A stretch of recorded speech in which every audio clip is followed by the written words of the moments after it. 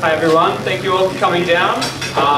This is Fresh Mints. This is a Square One, AGDA and TDK event. Basically this came up from the lovely lady Rachel, who I can't actually see right now, but it's based around a networking event with some great industry guests, just to get a little bit of insight and what you want to hear from them as well. So without further ado, I'll introduce you to our panelists, so one by one. Hi, I'm Matt. I'm a freelance photographer and I predominantly work within the advertising industry, but I've had a sustainable career working in a full-time capacity for about 4 years now. And I'm looking forward to telling you guys more. My name's Juliette. I'm a senior designer at Media on Mark. Can you hear me? Yes. I don't. I studied at CIT and then at RMIT in Melbourne, and I worked a bit in Melbourne and a bit in Perth, and for a variety of places. And I currently work in branding and digital design. Hi, I'm Matthew. I'm a graphic designer, illustrator / letterer. I work part-time at a studio called Monk Media, and I'm part-time freelance. And I studied at Curtin doing graphic design and illustration. Hey guys, my name is Marieke. I'm a digital designer at the RAC, and I also do some freelance graphic design on the side. I study at CIT actually. I graduated with Ting, who you probably all know already. Yeah, and I've been working there for a bit over 4 years, and yeah, I see yellow everywhere I go. Hi everyone, I'm Megan. I'm an art director at Marketforce. Been there for about 4 years now.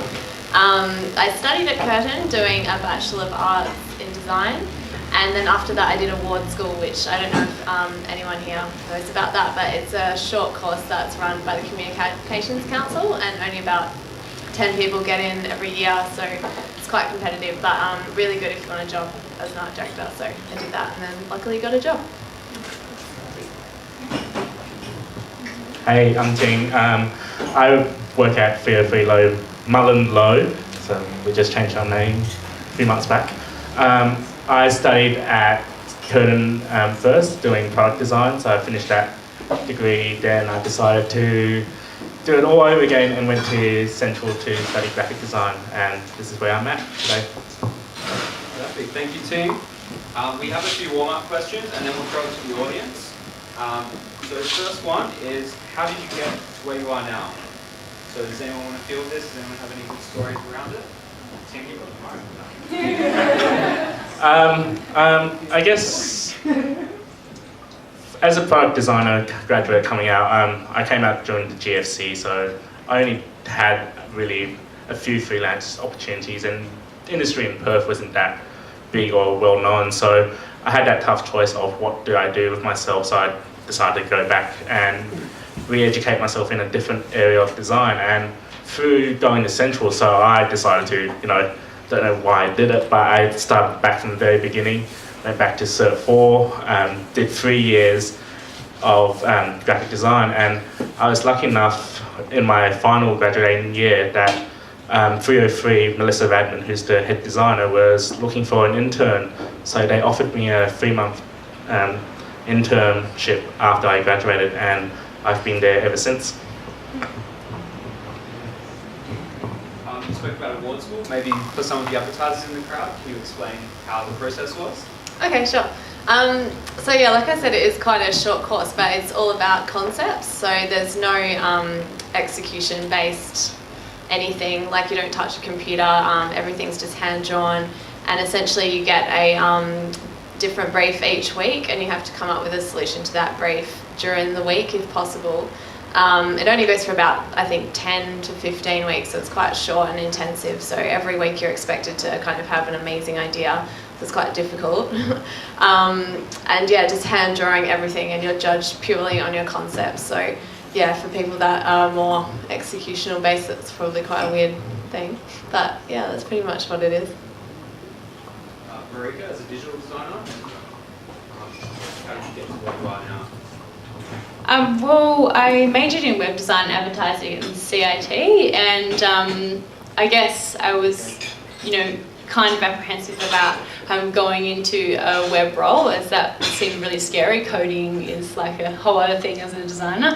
But yeah, I was luckily approached by the manager at the time at the RAC, and they took me on, and I've kind of been there ever since. And yeah, it's been a really kind of educational process in itself, constantly learning lots of different things, and yeah. Well, yeah, I studied at Curtin, and I was a really good student, but I didn't talk to anyone. So when I graduated and everyone was like, yeah, I've been networking and like making connections, I was like, what? So yeah, my first year out of uni was just kind of like networking, putting myself on like all the different websites and like just trying to get people to notice me, which resulted in like little odd jobs throughout my first year. And then in the second and third year, those connections started to pay off, and then that's how I ended up getting like a part-time job at a studio, and semi like consistent freelance work. So yeah, that's how I got to where I am.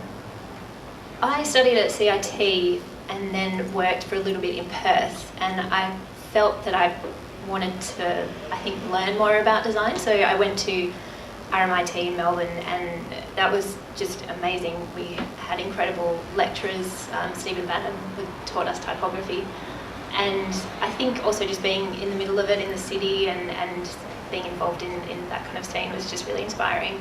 And the course that I did was a postgrad diploma, so we could choose whatever we wanted to. So I guess if you came from an architectural background, you could move into design and choose more of the foundation courses, but if you had already studied, you could do something a little bit more involved. So I think that set me up for the rest of my career. It was just such an amazing course to do. And then I worked for a bit and moved back to Perth.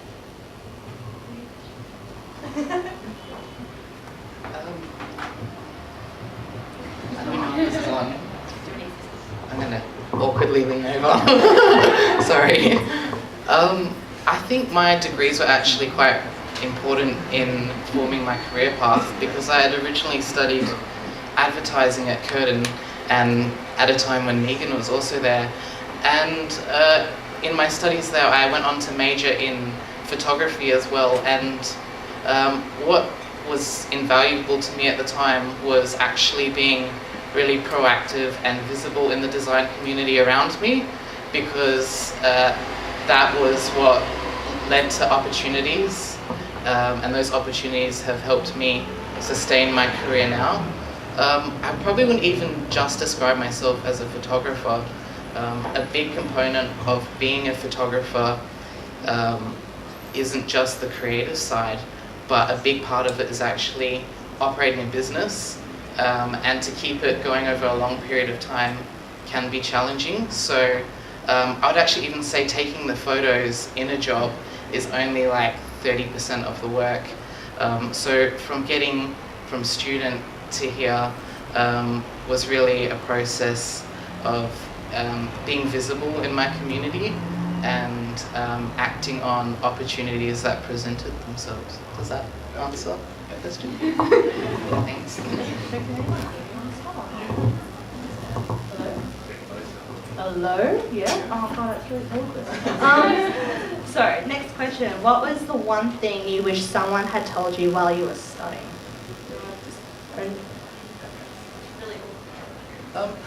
It's kind of what I just said then, in the sense that when I was doing my studies, I was like, I'm going to try and be the most conscientious student in the world and do a good job, but I probably didn't realize till years after that really getting to know the people around you and being visible is what will help you get a job, because there might actually only be a few jobs when you leave your studies, and there's a lot of students that will leave and actually don't go on to work in the industry that they've kind of studied to do. So I guess a good starting point is exactly what you guys are doing now, and coming to events like this and showing that you actually do want to be here. If you want to be in this industry, you do, like, you're doing the right thing.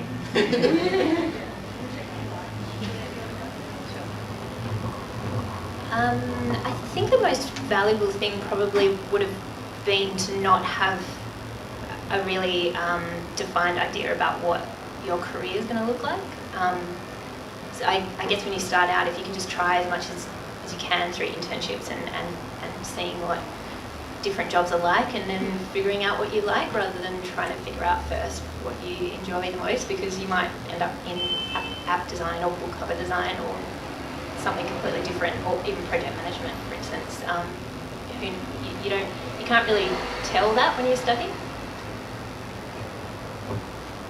Yeah, I'd probably say it's similar to Matt. Yeah, because when I was studying, it was the same sort of thing, like, oh, I've got to get good grades and all that. And then you graduate and you've got good grades, but nobody, like, if people don't know you, then it doesn't mean jack. So it was sort of like, yeah, I've got to, like, start networking, putting my work up on all these, like, you know, your Facebook and Behance, and then even ones like LinkedIn and The Loop and those weird kind of designy ones. And yeah, just like trying to meet people, coming out to events and doing this sort of stuff. Yeah, invaluable. I second all of that, or fourth all of that. Yeah, definitely. I mean, I think as a student though, I mean, enjoy being a student and doing those assignments. I mean, that's really, you do some really fun stuff.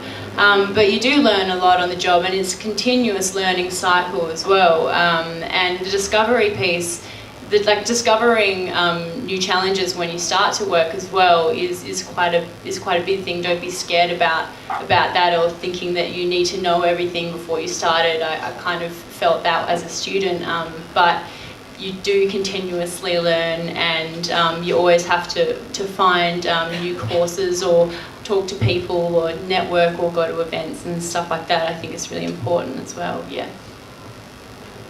I think that was exactly what I was going to say, but better.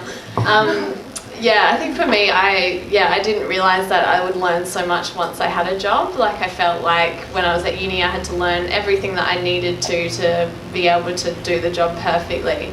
And when I got there, I was like, oh my God, I know nothing. But it's been, the best thing, learning. And I think working in an industry like this, what's so exciting about it is that you're constantly learning new things all the time. And I don't think you do want to get to the point where you're like, yep, I've learned everything, because then you'll probably just be shit at your job. Yeah. They've said everything I was going to say, but I think one thing is trying not to be insular in terms of the networking side. So just try not to study and do things on your own. Try to network, but most importantly also think about your design community. So look around you. These are your peers. These are the people you're going to graduate with, work with in the future. So get to know them, and you never know, you find opportunities through them. So I still get still really close with the graduating group from my year, and even the years I've taught through later down the track, I've still catch up with students and see how they're going. So you keep those networks, but also insular in terms of being open to new ideas, new ways of doing things. Your education's not going to teach you everything. So a bit of the onus is up to you to kind of go out there and learn for yourself. We'll pass to the crowd. Did anyone have a question that they would like to ask to anyone here? Yeah, we do also have a bowl of questions that you've all answered through the door. So, Matt, grab one. You don't have to answer it yourself. You can pass it to someone else if it's not. Is it easy to find a job in the design industry straight out of university? It's so easy.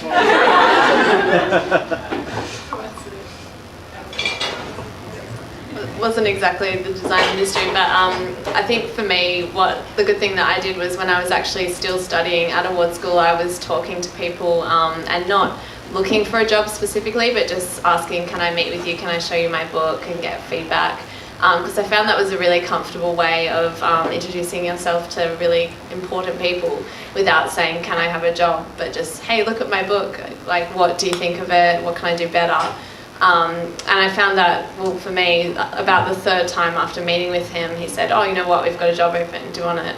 So I think like just starting that conversation was really valuable, and seeing as many people as you can and just being really willing to ask questions and get feedback. I think that really shows, a lot of initiative.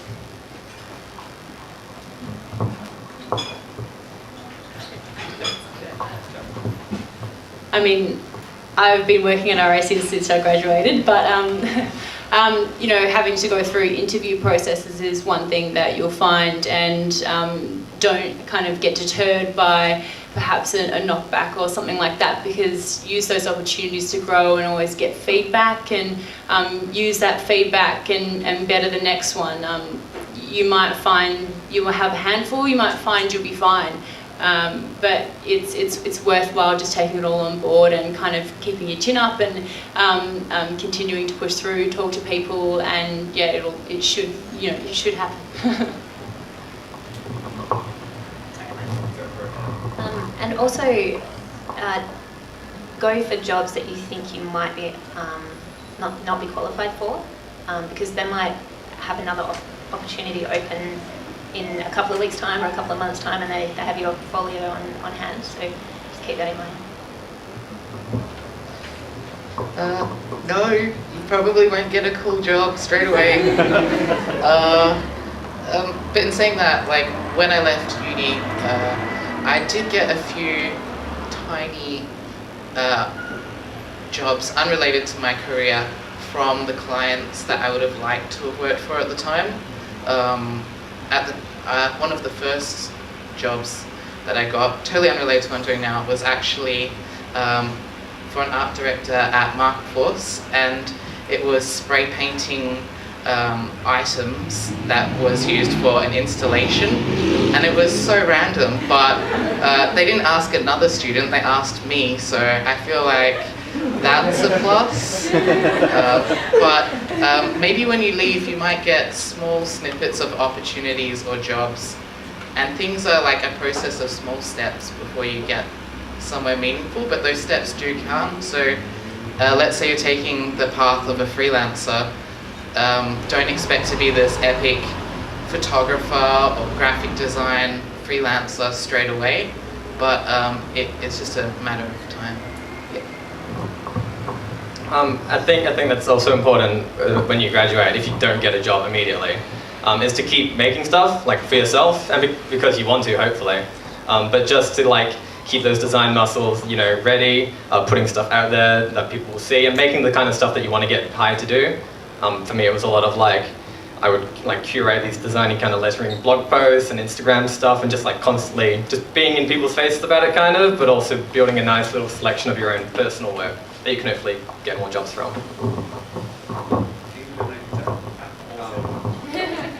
Next question is to do with code. So with a lot of designers in the crowd, how important is it nowadays to be able to code in the industry? I feel like, seeing as I am a web designer, I should probably answer this question. I mean, I don't, like, in terms of being a graphic designer, there's so many ways that you can learn to code. There's a lot of tutorials and that kind of thing that you can do. I think it is important to grasp some aspects of it, so that if you do get kind of jobs like that that are web design based, you can design things that people can code, because developers really like that a lot.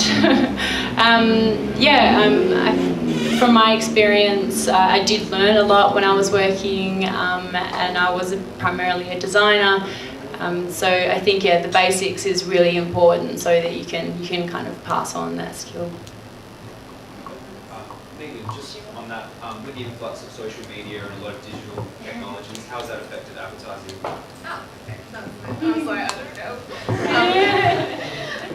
I think conceptually it's still the same kind of thing for us. Like, I think regardless of what medium it is, we have to kind of think, what's the best solution to whatever we're working on. I think it's an interesting one though, because in terms of like the companies that we work with that bring their digital experience, I think they've just become so valuable, like, because we don't know what's going to happen tomorrow, and new technologies are constantly coming out that we don't have time to to think and look into all the time. So I think those places are just, you know, amazing because they'll come to you and be like, this is what's happening, and just blow your mind.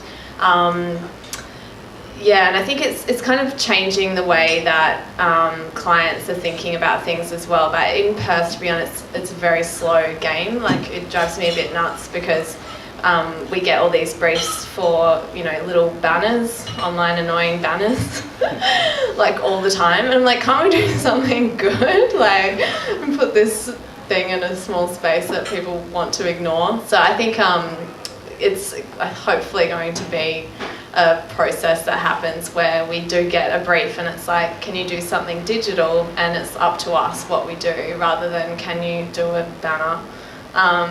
So yeah, I think that would be a nice change to see happen. Yeah, does that kind of answer it? Definitely. And Ting, working in an advertising agency but being a graphic designer, do you come in contact with much digital design work? Or? Definitely.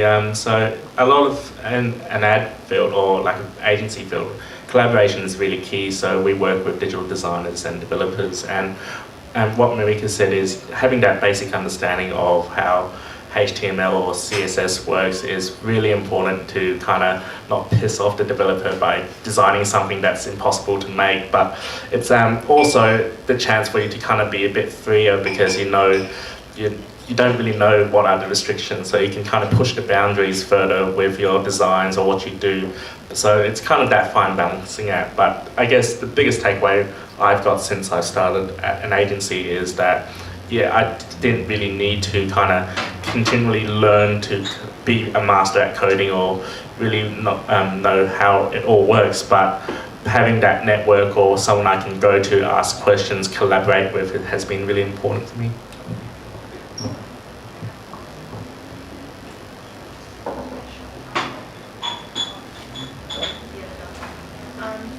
So I would like to ask, did you do any internships while you were studying, and how did you go about finding them?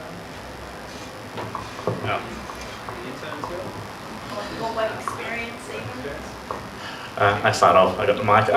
I did one internship in my final year of studies, so that was with Becky Chilcott at Chill3. So she, at the beginning of every year, probably around in January/February, she'll post a kind of two openings up on social media, and you basically kind of just apply. And so Becky is kind of, she runs a small studio in Frio. It's predominantly book publishing, but other areas of design as well, and it's very typographically based. So Becky, for those who don't know, is she's the Australian Deputy Chair of the ISTD, which is the International Society of Typographic Design. So she does a lot of work with the Central kids. But yeah, so I got an internship with her in my final year, and that was really invaluable because I developed my passion for typography and just my passion for crafting typography during my time with her.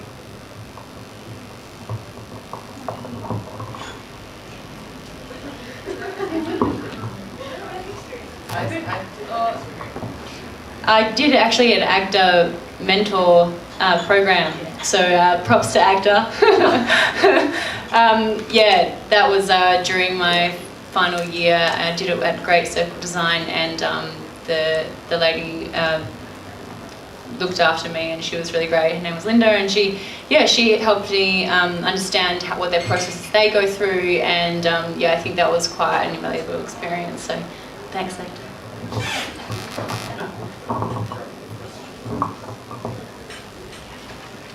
How many dream jobs land on your desk versus bread and butter jobs? I'd like to say 100% dream jobs.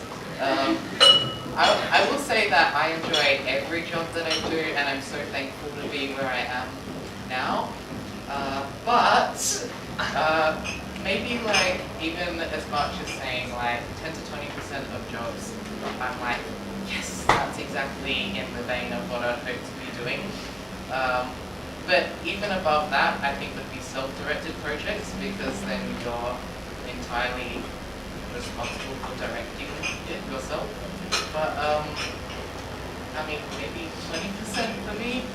But you know, it varies from person to person, your skill level, and maybe your contacts. I'd say maybe, if I'm an optimist, maybe 50%, and then the rest would just sort of be, yeah, just ones that you can knock them out pretty fast. It's just like the basics of like graphic design. Obviously, you want to do a good job still, but yeah, just the ones where it's got to pay the rent or whatever. I'd probably be around the same, like 20-ish mark.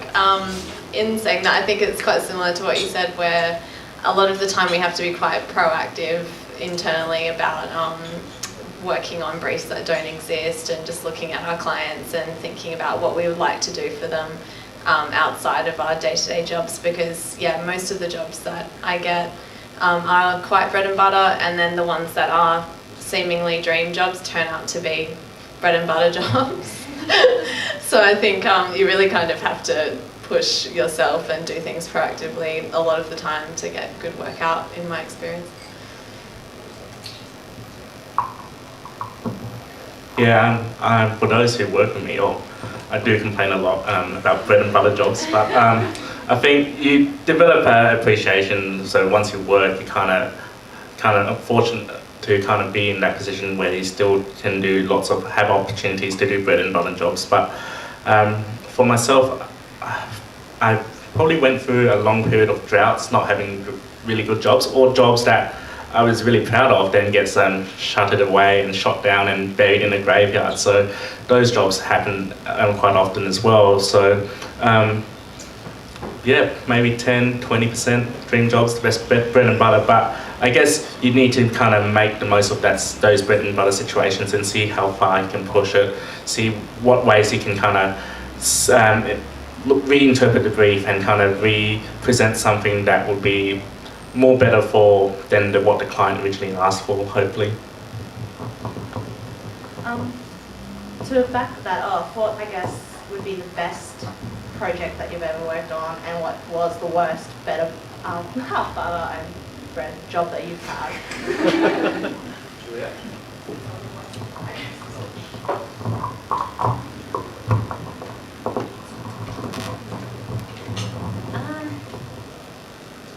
Probably one of the really interesting projects that I worked on was something from scratch, where we did a bit of what we kind of call scoping, where we sit with them and we have workshops to figure out, I guess, what the user is, or how the user is going to be using that end product. So rather than them coming to us and saying they need a brochure, they came to us and said, we kind of want this thing. So I guess in that regard, that was probably one of the best projects that I've worked on, because they gave us that opportunity to explore a bit. Yeah, and I guess I was at the stage of my career where I could kind of work on something like that, where it was working with quite a number of suppliers. There was a box supplier that we worked with to sort of craft this unique box that they then manufactured. So I think also those kinds of projects do present themselves maybe later on in your career, or not all the time, but I think maybe expecting those really awesome dream jobs the very first time that you step out of uni is probably might not happen, but you know, there's so much to learn, and maybe they do, you know, sometimes present themselves. One of my dream jobs it kind of happened this year as a result of me like putting up little lettering side projects and little designing stuff on Instagram for like the past 2.5 years, I think. I got asked by a studio that I really admire called Human, who design a web studio. I got asked by them to paint a mural in the office, and it was kind of like, I could see like the path of just like endlessly putting stuff up on Instagram, and finally like I found some people who would trust me with paint. So that was definitely a dream to work with them. And then worst job would be, I guess, first year stuff where I didn't know the importance of a contract. Get a contract, of people just not paying for the work. Yeah. I guess with that as well, to land a dream job, do you feel like your portfolios have helped in the previous work you've done led to that dream job, or do you feel like it's just kind of well, for that like awesome job that happened, it was like all of the work they would have seen would have been self-initiated projects. All like just stuff that I hadn't done for any clients, just stuff I'd been making and putting up in my spare time. Which is, yeah, that thing again of like, do the work that you want people to hire you to do. Yeah. Do we have any? Oh, yeah, there's one over there. Do you think do you guys believe that the bread and butter jobs are better than not being in the industry at all?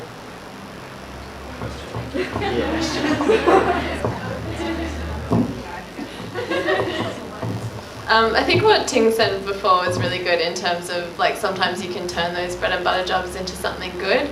I think, like I was talking to Chloe, I'm sorry to single you out over there, earlier about just, you know, sometimes you get briefed on something that seems really terrible, but you can recommend something good at the same time. So I think a lot of those bread and butter jobs we do, we tend to go, oh, here's what you asked for, and here's this amazing thing that we came up with. And, you know, to be honest, they don't always choose the amazing thing. Like, they'll often be like, oh, that piece of crap is great. But I think for my personal integrity and my enjoyment of my job, I feel like I need to do the amazing thing anyway. And the rare chance that they do say, oh, wow, that is actually amazing, you get to do this amazing job. So it is kind of hard and ridiculous because you have to do, like, a lot of hard work all the time, but I guess if you enjoy it, then it's worth it.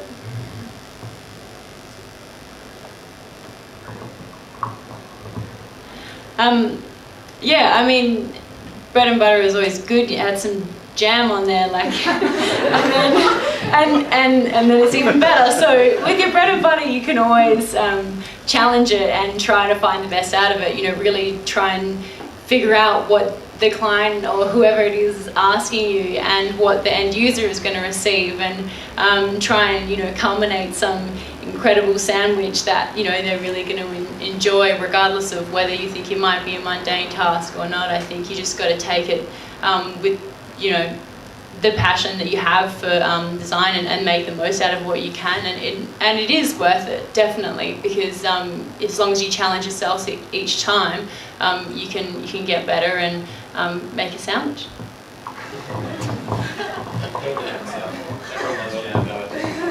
we have any other questions in the audience?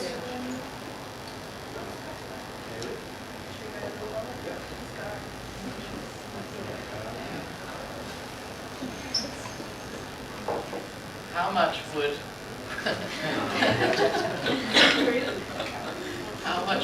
a woodchuck would if a woodchuck could wood? 5.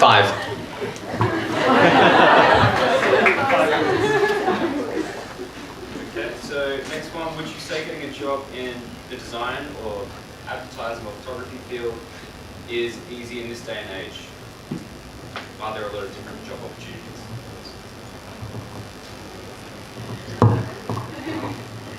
No. No. I think like it has a lot to do with timing. I know in the advertising world, especially in Perth, there aren't very many agencies, so I think you sort of have to wait around until someone gets fired or leaves. But like when I just graduated, I was very lucky because there were actually a lot of jobs available at the time, and it sort of does come, do they say, like peaks and troughs or whatever. So I think at the moment it seems like, you know, all of the jobs are filled, but in 3 months there could be a bunch of jobs available. So I think that's why it comes back to being so important to keep in contact with people and network and keep that communication open and volunteer for services when it's that sort of a time. Because if you're sitting there when a job becomes available, they'll be like, oh, there you go, you have the job now. So that's sort of how it works, I guess, in Perth advertising. I think this is a funny question, because I think it might have changed even since I was studying, which was like 6 or 7 years ago, and I think that change has come about because of things like Instagram, and everyone now has a voice that even the people in this industry can reach. So, some of your friends might work in an ad agency and they might follow you on Instagram, and then you might be posting, I'm not a good Instagram poster, so I'm not preaching what I actually do, but I do think that there seems to be a plethora of upcoming photographers, upcoming designers, and more than there ever was before. So in saying that, and it's only to reiterate what everyone else has said, being active in your community is really important. So for me, I would suggest as a student, go out, see if you can volunteer, maybe volunteer on something like AGDA. Do you guys need volunteers? At the time I was a volunteer on something called the PADC Club, and that was a really good place for me to get to know people. But I think there's a job if you really want it, and if you don't really want it, then maybe you're not like in the right job. Profession. I think in terms of work, that old model of full-time working for a studio agency, I mean, it's right for some people, and that common trend nowadays where graduates are thinking, coming out thinking they can go on and freelance, and that's something worth exploring. Working in an ad agency as a designer, we're really pressed for time, so sometimes we will have to seek freelancers for illustration, photography, and work like that. And most of the time, we struggle. Our first instinct is to hop on Behance and kind of look through illustrators on there. But we do have a large local pool of talent here, and it's about making yourself known to those agencies, to those studios, and finding that opportunity. So you may not start out with a full-time job, but you'll be picking up work from here and there, that potential, which may one day lead to full-time job or more work.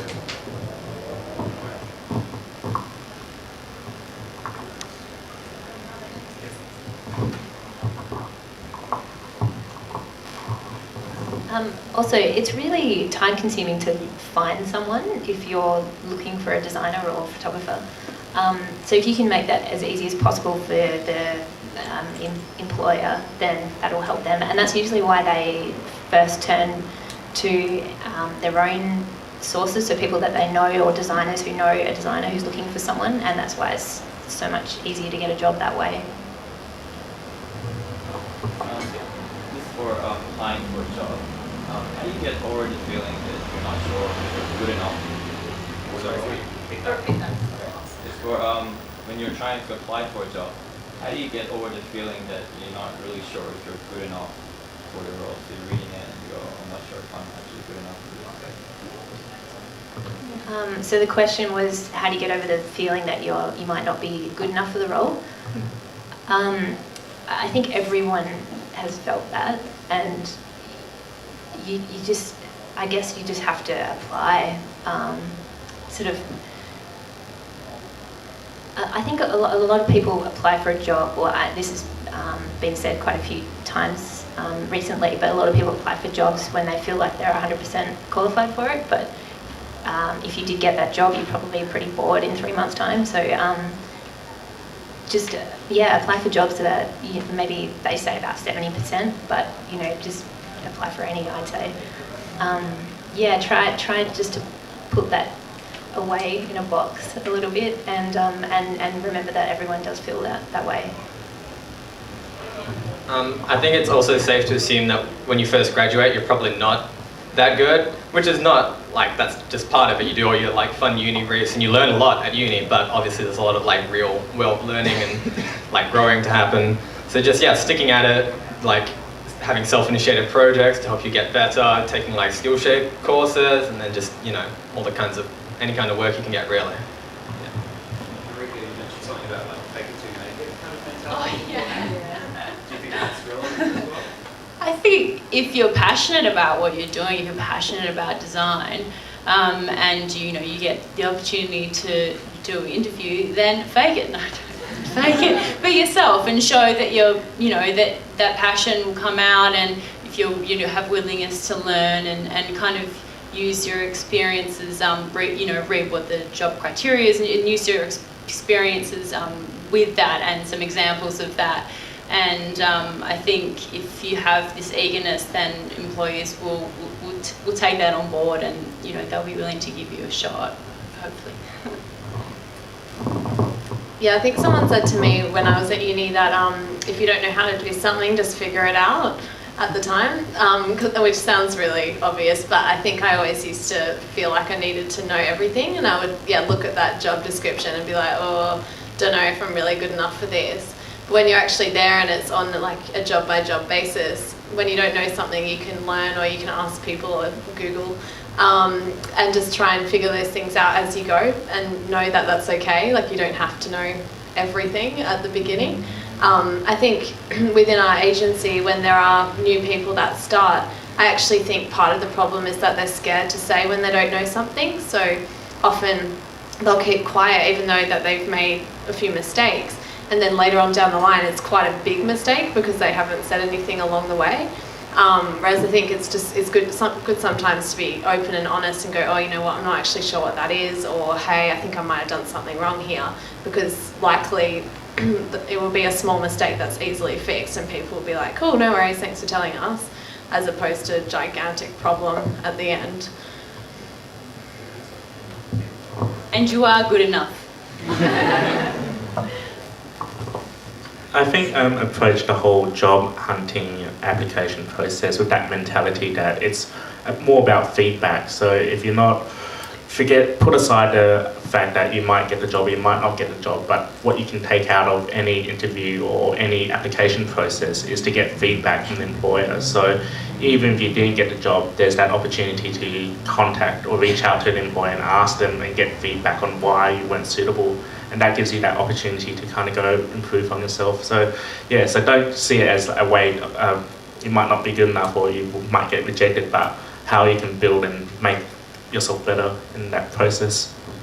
Yeah, that's a very good point as well, like when you're applying for jobs, to make sure that you also send an email back if you get a rejection letter to ask for feedback, because I think feedback is probably one of the biggest things that can help you grow as a designer. So we have 10 minutes left, so we've got one final question.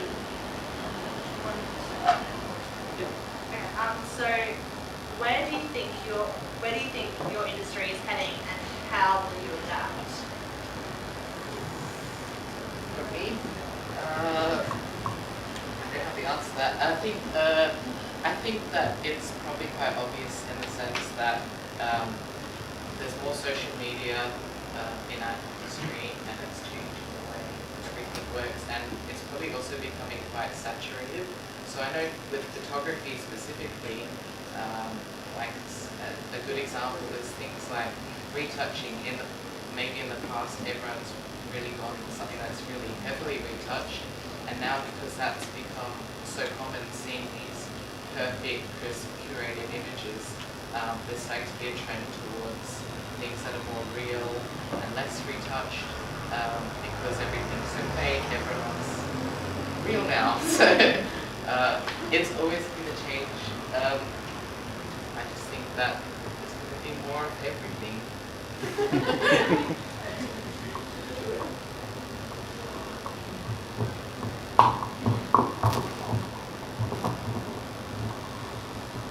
I think it's probably going to develop in maybe the user journey side of things. So just looking at the user and really understanding what they're about. I think in particularly in the client base that Media on Mars has, that's where things are going to pick up quite a bit. I would count my main industry as like lettering and type design and that sort of stuff, which for Perth is like, it's a cool time to be like into that stuff. When I first started, almost no one was doing like chalk type and that sort of stuff, and now it's like I see more and more people every day like putting little like type sketches and stuff up on Instagram, and people are getting hired to do lettering for things, and it's more like a more well-known sort of trade in Perth. So yeah, I'd say one of growth for that. Yeah.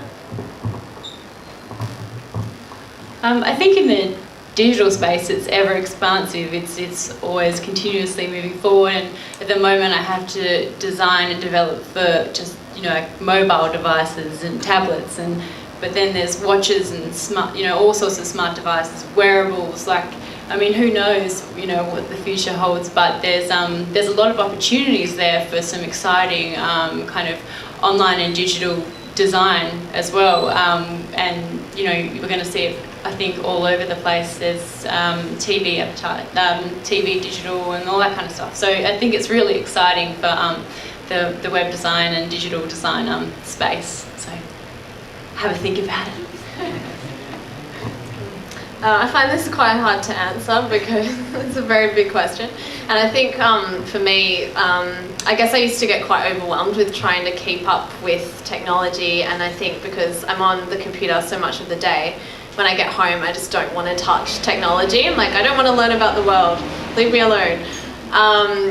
But I think in terms of my job, I feel like I need to remember that concept is king. So it's kind of like, instead of going, oh, I could do augmented reality for this brief, it's like, well, what's the idea? So I think it still needs to be relevant, whatever piece of technology you're using, and why. I think people can get a bit carried away with, you know, new specky things, but it can tend not to mean anything if it's not relevant to what you're doing and wanting to get across. I've got lots of thoughts in my head, but I'm trying to piece it together. I think one of the biggest things moving forward in our creative design field is that kind of making people aware and understand the value of design. So you got open, like you got crowdsourcing, 99 Designs, Canva, which got out from a couple of Perth people here that are really kind of entering the field, and people nowadays thinking they can do designs themselves. So it's questioning what are designers and what we do. And I think that understanding the value and what design puts in. So looking into strategic design, or how user journeys, as Juliette mentioned, is kind of where design should kind of be heading, where it's not just about the aesthetic look of something, it's more about how something works, how the user or the audience reacts to it, or what they'll take away from it. And I think that's an interesting side of design where a lot more people should be exploring.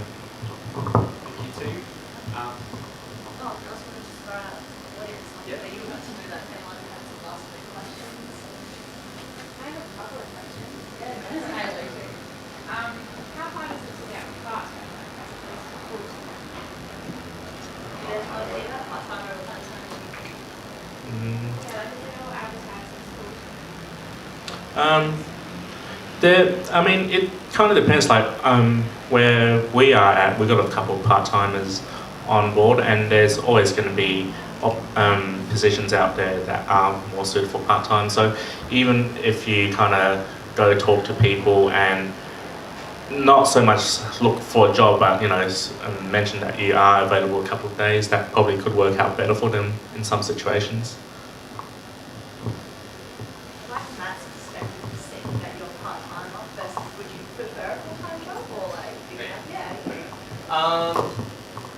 Yeah.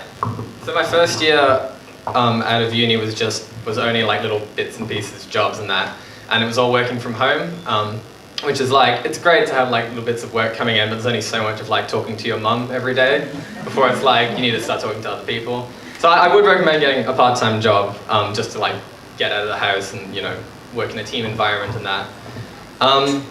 I would say, I guess, look for people who are also just starting their own studios and that. That was sort of one of my first jobs, where it's a thing that within their budget they can't afford to pay you full-time, so they can only have you on as like a part-time person.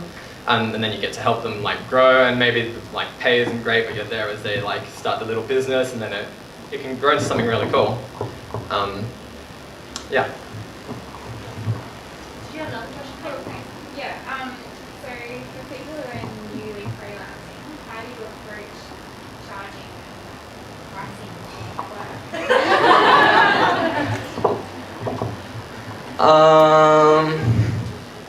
work? Yeah, it's a thing that was never talked about in uni, which made it difficult, and everyone has their own ideas of how you should do it. Boy, you've got anything? an AGDA event last year. Yeah, BT now. I've just sort of like felt my way out, like telling my friends how much I charge, basing it on like clients' reactions and how they treat me based on how much I'm charging them.